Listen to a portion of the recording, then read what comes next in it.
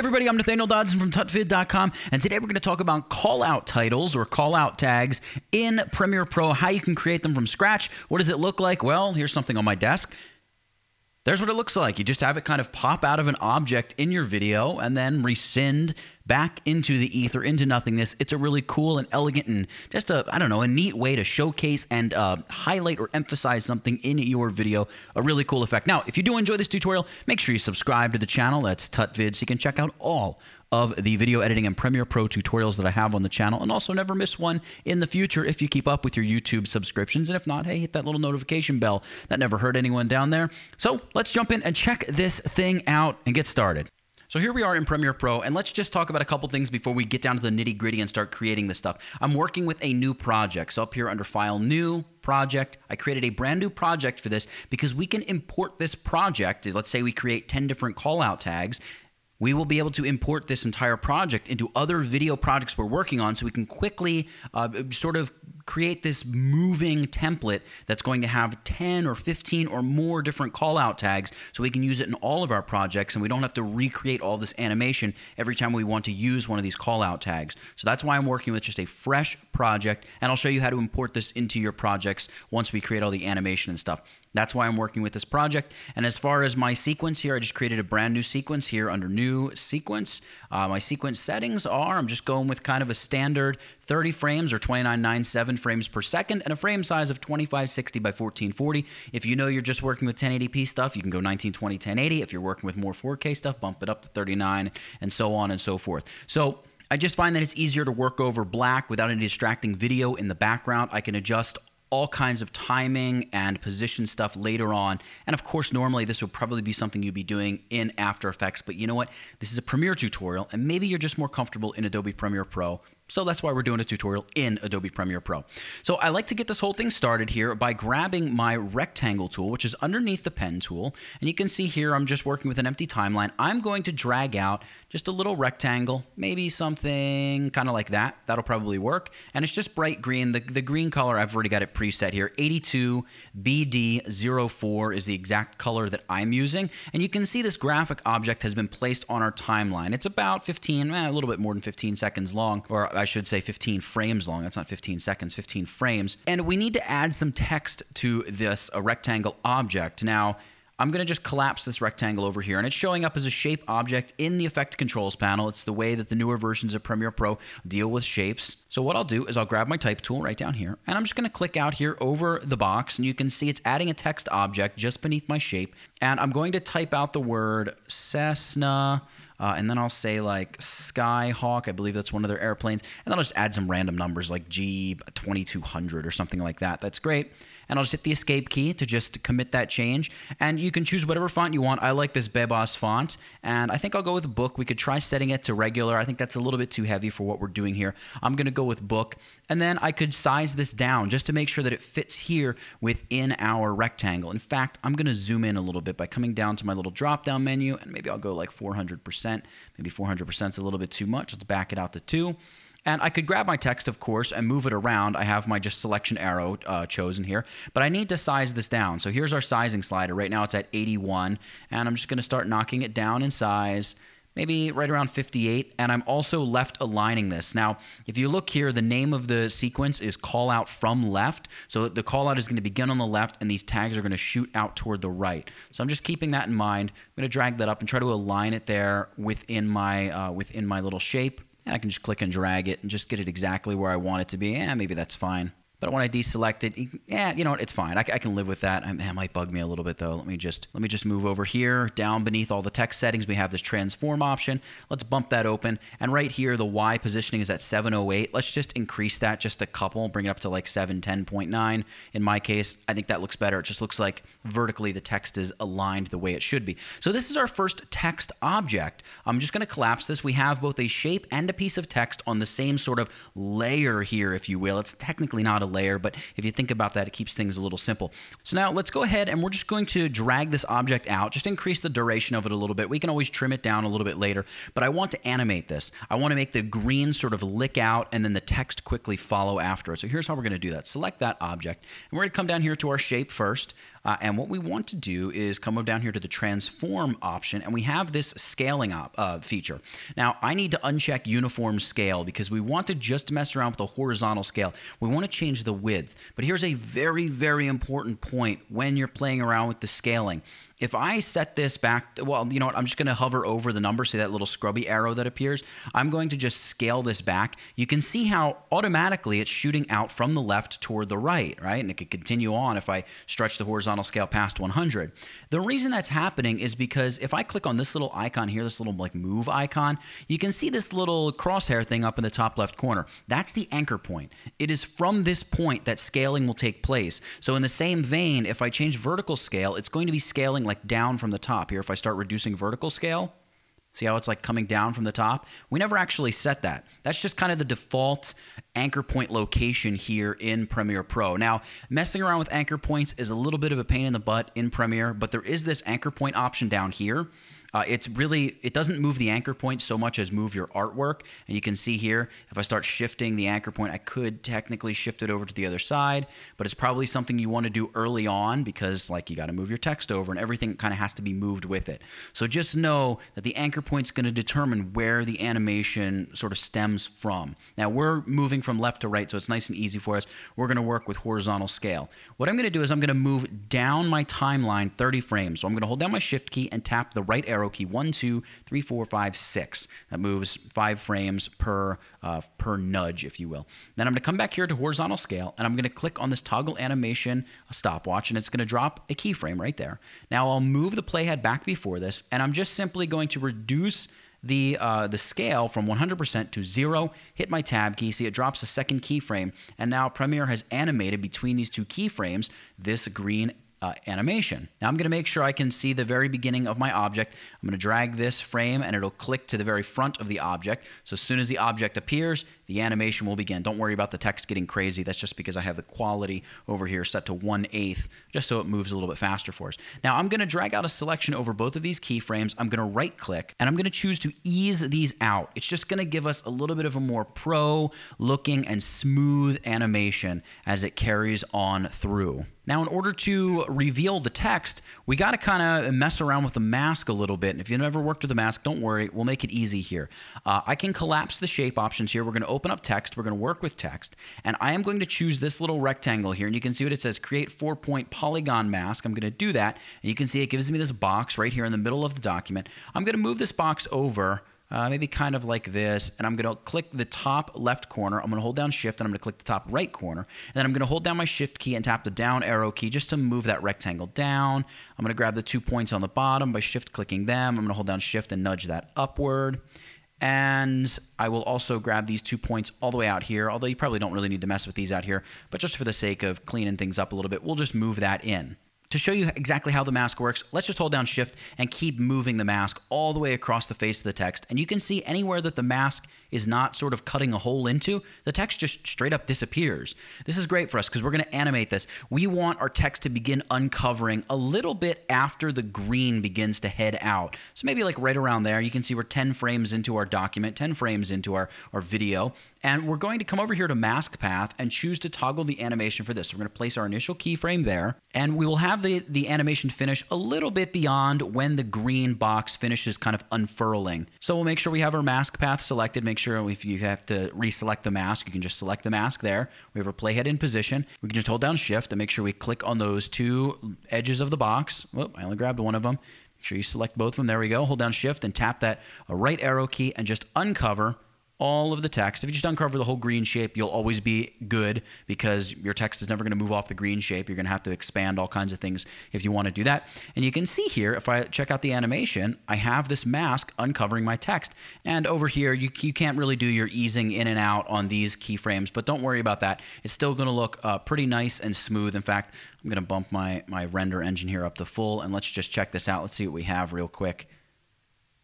All right, doesn't look too bad. Looks pretty nice. Now, the nice thing about these text and shape objects is we basically have an object now that has animation attached to it that we can use on multiple frames. We want 3 of these stacked up. So when this callout card appears, it'll just kind of shoot, you know, boom, boom, boom, 3 lines of text out. So let's hold down our Alt-Option key down here in the timeline. And if we hold down Alt-Option and drag this object up, it creates a duplicate of that object. Well, what we can do here, just to keep things from getting confused, let's select this object and let's move the overall positioning. That's this position up here all the way at the top of effect controls. Let's move the Y positioning, just move it down a little bit. We'll exactly get it in place in just a moment. But right off the bat, let's move to the point where the animation has completed so we can see both our text and the background. And all I really want to change here is in the shape, I want to change the fill color from this bright green to, let's go with like 5A60, where's the 0? There's 078. So it's kind of this flat bluish, you know, middle gray-ish color. Hit OK. And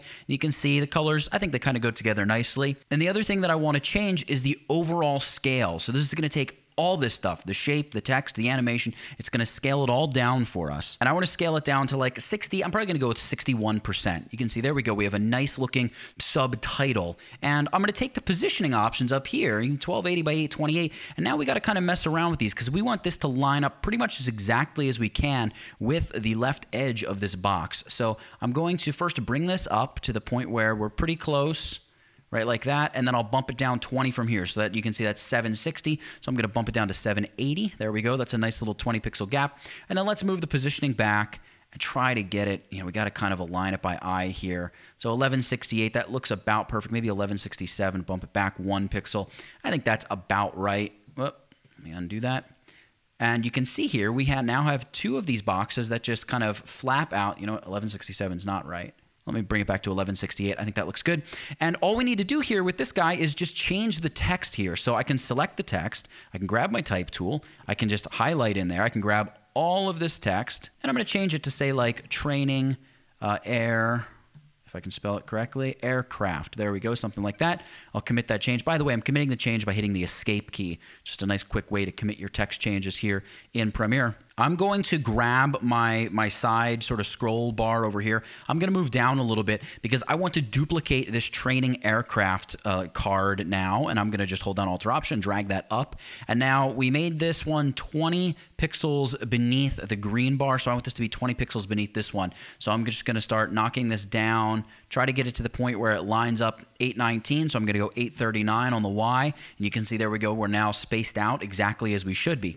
Now for this second training aircraft, I'm going to come back to the shape. I'm going to change the fill to solid black. Now, this might not make a lot of sense because we have a solid black background, but remember, this is going to appear over some kind of video, probably video that's lighter than solid black. But in addition, I'm also going to set the opacity here to like 25%. I almost want this bottom bar to look like, you know, semi-opaque, dark tinted black glass, something like that. I'm going to collapse appearance here. I'm going to collapse the shape, and I'm going to select the text. I'm going to grab my type tool, and we'll double click in here. We'll make sure we select all the text, and I'm going to say MSRP colon, I don't know, I'll just go with like $274,900 or something like that, and 0 cents. There we go. So we kind of have like the Cessna, it's a training aircraft, and here's the price kind of thing. You know, I should probably put a $sign in there, or you can use your currency symbol or indicator. So I'm going to go with $, bing, there we go. Now, I don't want all of this animation to take place all at the same time. Let me just zoom this back out as we would see it. And here, if I just scrub through, you can see all of this animation happens at once. Maybe that's exactly what you want, but in my case, it's not. I want it to be offset just a little bit. So I'm going to grab the training aircraft here, and I'm going to use the hotkey Command-Shift and the right arrow key, and I'm going to bump it 1, 2. So I'm going to go 10 frames, and then with the price, the text block that's going to be all the way on the bottom, I want that to be 15 frames downstream. So I'm going to hold down Command-Shift or Control-Shift and tap the right arrow key 1, 2, 3 times. So you can see we got this nice little offset. I can just grab the ends of these text on shape objects and just line everything up just there as it should be. And now if we play through this, you're going to kind of have this boom, boom, boom of all of the text blocks happening, kind of with a nice stagger to them as the colored shape is unfurled and the text right behind it. Now, I think something that would add an extra kind of added cool element would be to drop just a cross dissolve on the beginning and ending of all these clips. So I'm just going to grab all these clips. I'm going to use the hotkey Shift D, and you can see it applies this nice cross dissolve onto the beginning and end of the clips. And you see how it just kind of adds that extra bit of something. And I should probably, with my screen recorder and everything running, I'll just dumb down what Premiere has to do. And you can see we just get a nice fade in, and you'll get a nice fade out as well. Now, how did I quickly apply a cross dissolve? Just side tip here. Over in Effects, if we go Video Transitions, under Dissolve, you can see I have cross dissolve, and it has like a little blue outline. Well, if I right-click on any of these effects, I can set a default transition. And right now, cross dissolve is my default transition. But not only that, up here in Premiere Pro Preferences, if you're on PC, this is under the edit menu. Premiere Pro Preferences, and we go to General, and really actually go down to Timeline, and we have this video transition default duration, which right now I have set to 15 frames, which I think works fine for this project. You might want to bump it up or bump it down. I know it's far less than you know, like your default Premiere Pro will have. It's probably something more like a second and a half or something, but you can change it from frames to seconds depending on how you prefer thinking of your transitions in time. So that's how I did that, and then just Shift D applies that default visual transition to the beginning and end of any selected clip. So just a little side tip there for you. But there we go. We've created sort of the initial part of the callout tags. So the next natural step here is to create the little dot and arm that are going to appear before really this text even takes place. To keep things simple, I'm going to select all the text. I'm going to move it up one, and then I'm going to select it and drag it up a second time, because we're going to have our dot and the little arm each on a video track, V1 and 2, beneath our text, just for the sake of like keeping it clear in our mind what goes where and what's happening. I'm going to move out here to where the text is not, and I'm going to create the dot first. So I'm going to grab the ellipse tool, and I'm going to draw a nice little circle. It doesn't have to be huge, but you know, okay sized is okay, and that's about okay sized for me. Now I'm holding down Shift to make sure that it's a perfect concentric circle, or really just a perfect circle, nothing concentric about it yet. I'm going to move my little scroll bars here and find where this dot is. I just zoomed into 400%, by the way, so I could really see what I'm doing.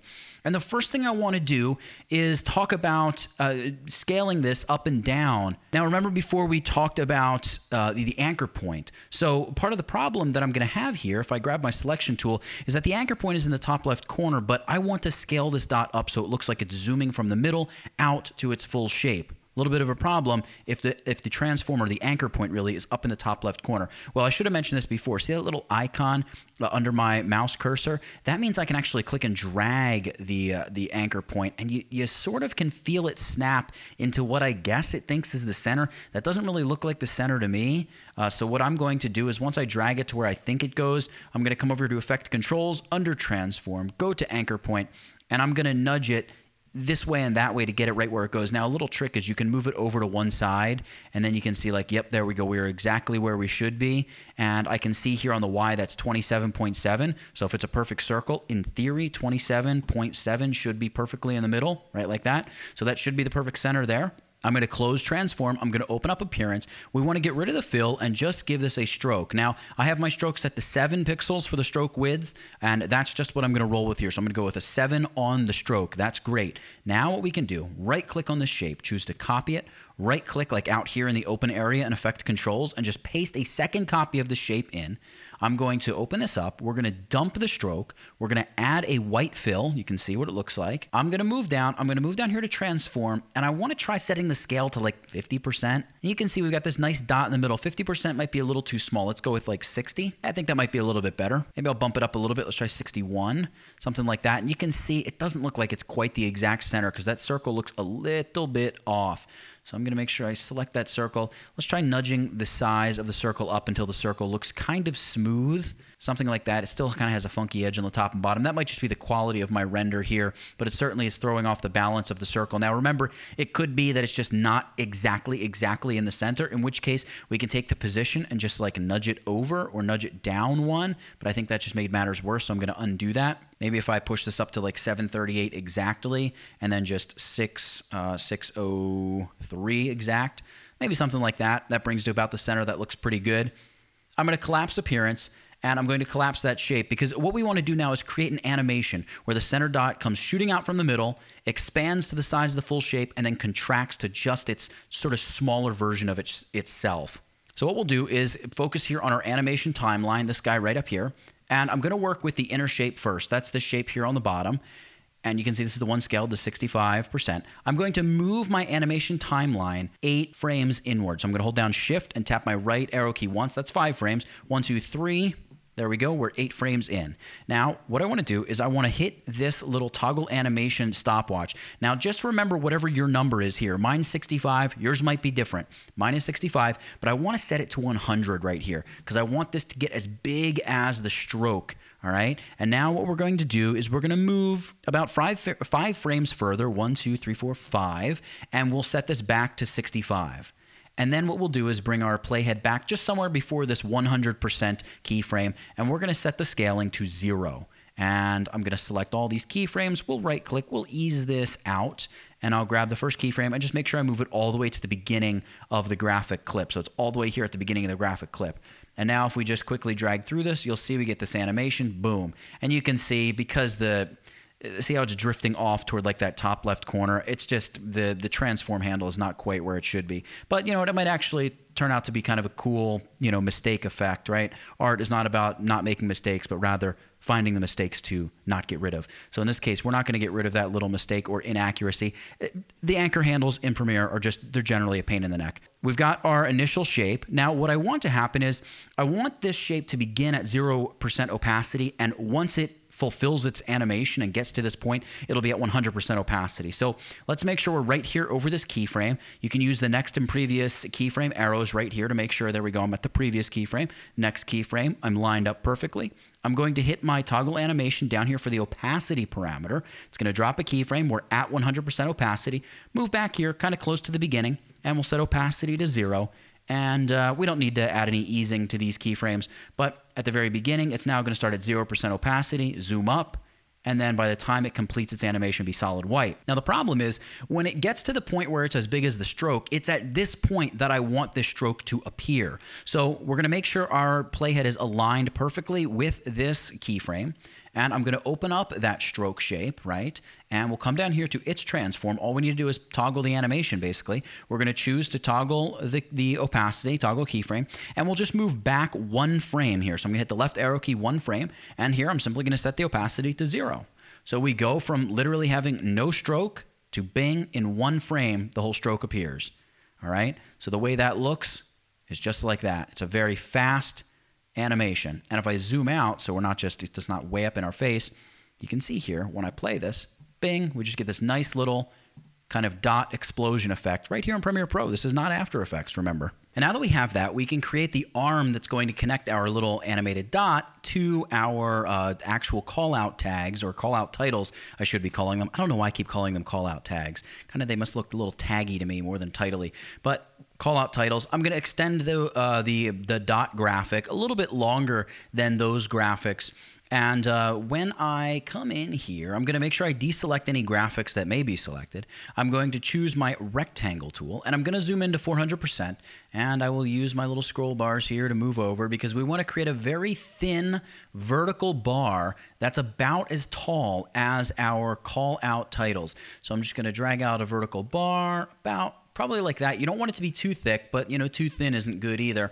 And we kind of want to try to get the horizontal distance between the white bar and the green shape the same as the distance between the shapes vertically. So it's not quite perfect. In fact, I can just increase this a little bit, just bump my arrow. Actually, I don't want to do that. I'm going to make sure that's back at 1280 because I should just transform this shape individually. So let's go to transform here, and we'll just change the X position here. We'll nudge it up a little bit, and I think that's about right. You could move it all the way against green and then just move it back 20, but we're not going to waste our time doing that. We've spent enough time as it is.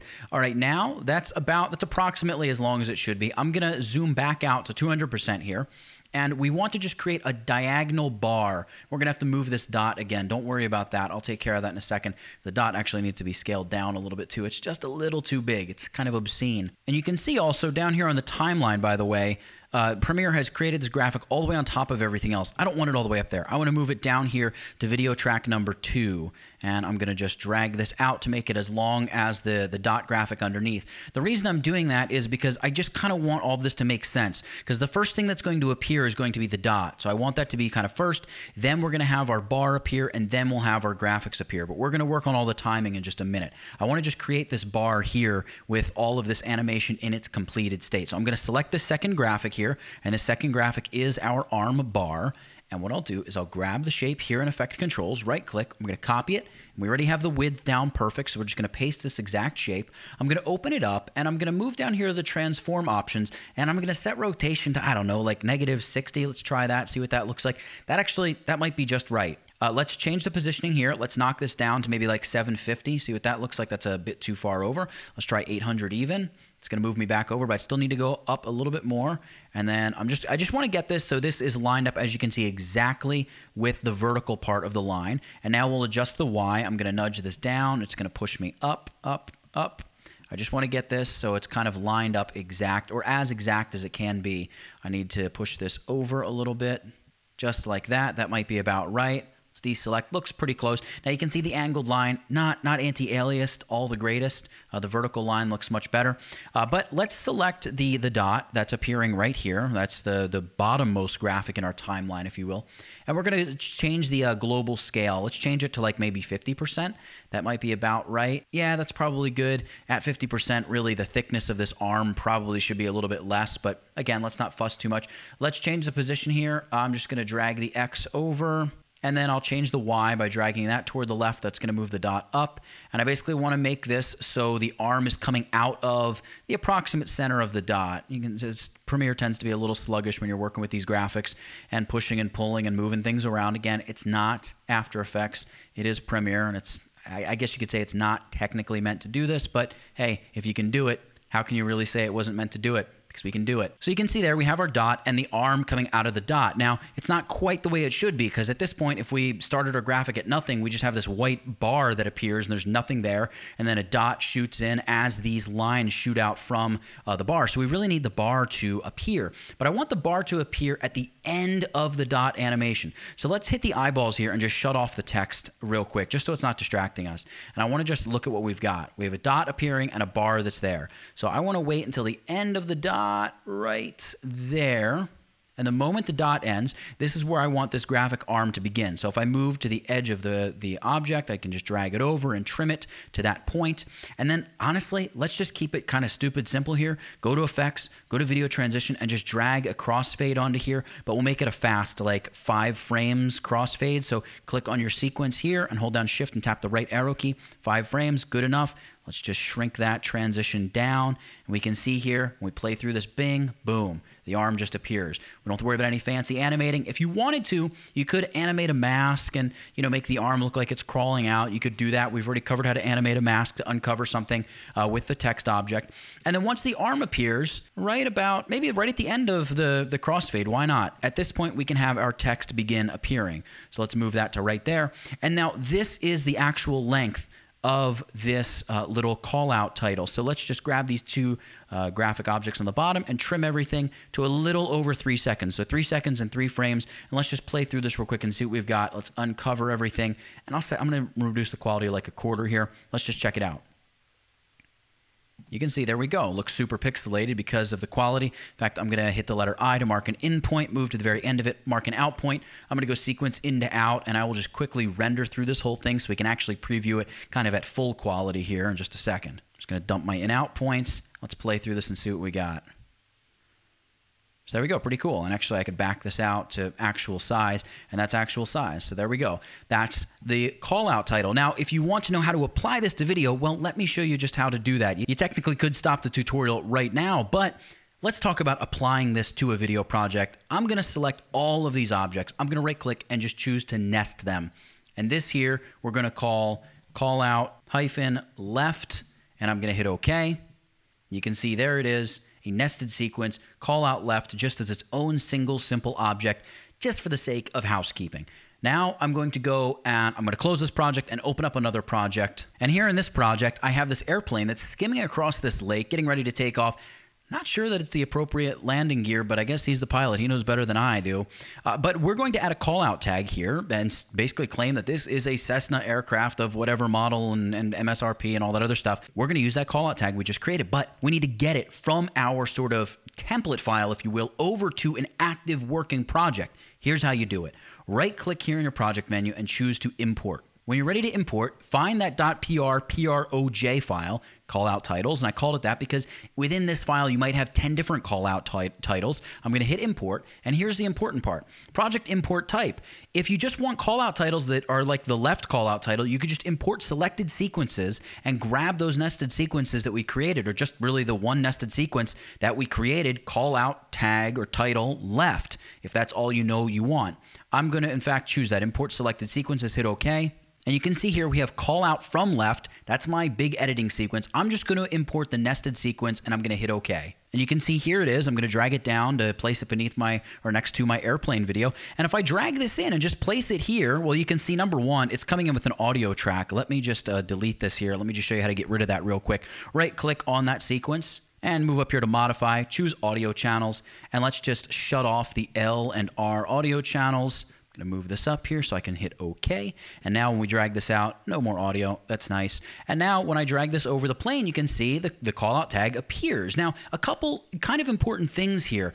First of all, if we wanted to move this around, you could simply select this nested sequence, and you could, grab the little movement icon up here, and you could literally drag it right into place, right? If we wanted to say, yeah, like right there's the airplane, and then boom, when somebody's watching it, voila, there's the callout tag. We could animate it to follow the airplane if you want to do that. It's just a simple keyframe animation you can apply, so it just follows and tracks that kind of black metal or glass, whatever it is on the back of the airplane as it skates across the water. That would be pretty cool.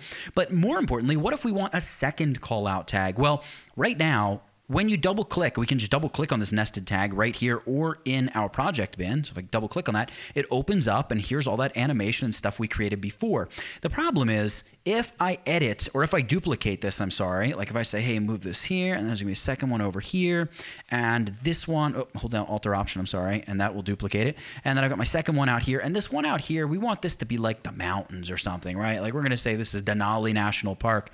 Well, the problem is, and you'll see here, if I double click on this one and I choose the Cessna Skyhawk, right? And we come over here to text because we want to edit the text. And I undo that because I don't want to change the font. And I click right here on source text and I grab my text tool, and I'm not even going to change the whole name. I'm just going to get rid of the G2200. The client says it's not the G2200. It's just a regular Skyhawk, and that is the name of that mountain. It happens to be called Cessna Skyhawk Mountain. We'll close this, and there's Cessna Skyhawk Mountain. Problem is, back over here, we're going to see that this has also updated. And that's because both of these objects on the timeline are instances of a parent object sitting here in your project bin. How do you change it? Well, you need to create a new parent object. So we would simply take this, we would copy it, Command or Control C, and then Command or Control V to paste it. And I like to give it a little marker. Usually I'll name them something like this would be like MNT for mountains. And then I could drag this out. I could place it. You know what? I'm going to have the mountains callout tag come out a little bit after the airplane callout tag happens. I'm going to select the mountain callout tag. I'm going to drag it over, and I'll say, you know what? Talk about that mountain right there. I'll move this over. I'll double click to get within the mountain one. And here I'll select Cessna Skyhawk. We can zoom in a little bit just to really see what we're doing. I'm going to select that text, grab my type tool, highlight it, grab all of it, and we'll just say Denali National Park or something. And we could, of course, go and give the name of the mountain and whatever you wanted to do. We can just save this. We can close this. And what we're going to see here, if we zoom back out to fit this, is as we kind of play through this, the Cessna aircraft is going to be the Cessna aircraft. But up here, this is Denali National Park with its associated information popping out. So you can see very easily, you can just create multiple call-out titles throughout your document, and most importantly, base them all from this one big master template file where you can create 50 different call-out titles if you want. And if you name them all, nest those sequences, very easily they can be imported and used in your projects. If you need multiples of the same call-out title within one project, copy that parent sequence in your effects, or not effects panel, your project panel, and you're good to go. So for creating call-out titles in Premiere Pro and all the animation and the complexities and just the stuff that goes into making it work, that's it. Get it? Got it? Good. Nathaniel Dodson, tutvid.com. I'll catch you in the next one. And before you go, make sure you subscribe to my channel for more great tutorials every day. Also, buy my course. It helps us do what we do, and this channel is supported by viewers just like you. You can also just click the thumbnail and watch another video from this channel. See you next time, guys.